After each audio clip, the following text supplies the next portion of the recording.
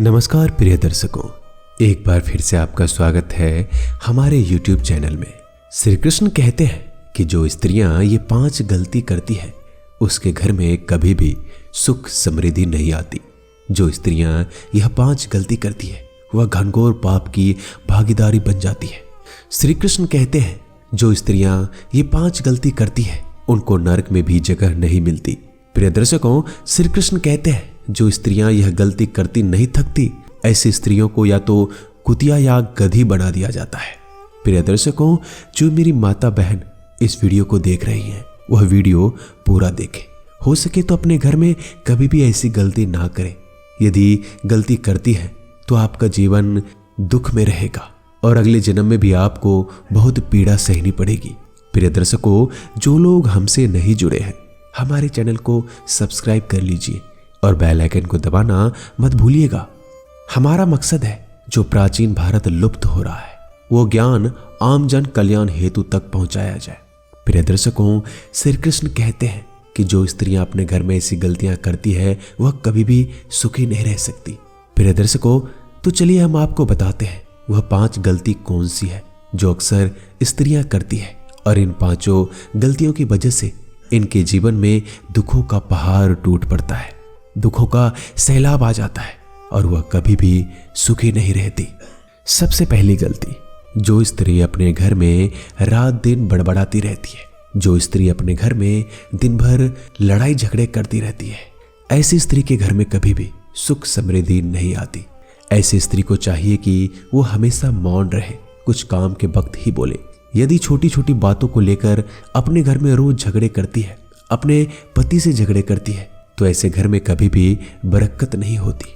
जो स्त्री छोटी छोटी बातों को लेकर अपने घर में आए दिन झगड़ा उत्पन्न करती है या अड़ोसी पड़ोसी से आए दिन झगड़े उत्पन्न करती रहती है या अपने रिश्तेदारों से झगड़े करती है या अपने बच्चों से झगड़े करती है, ऐसे घर में कभी भी मां लक्ष्मी प्रवेश नहीं करती।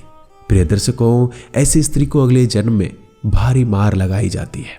प्रिय दर्शकों, ऐसी स्त्री को यमराज द्वारा भारी मार लगाई जाती है।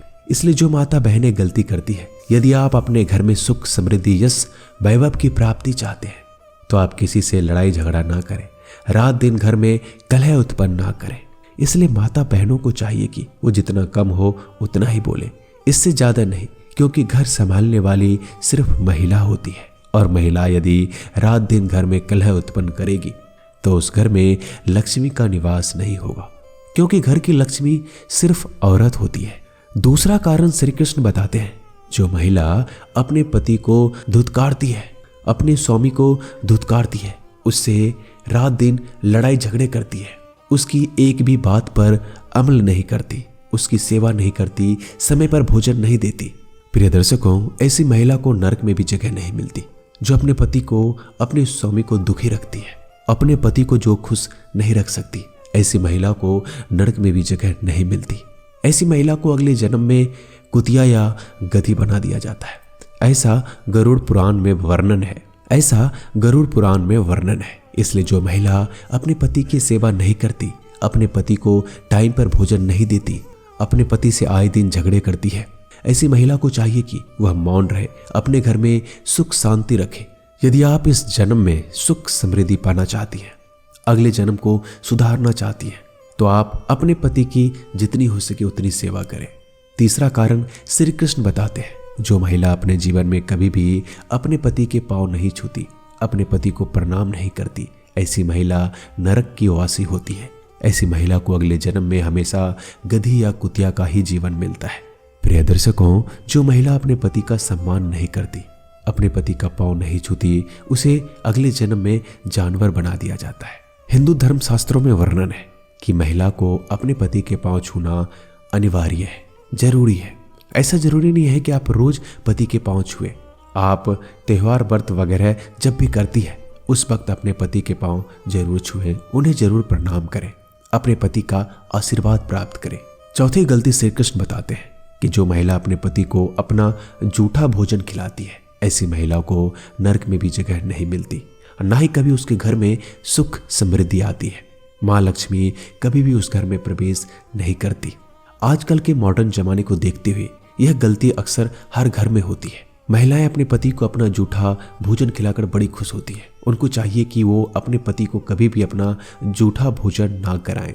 जो महिलाएं ऐसी गलती करती है वो इस गलती पर ध्यान दें और वो अपने पति के भोजन के बाद ही अपना भोजन ग्रहण करें।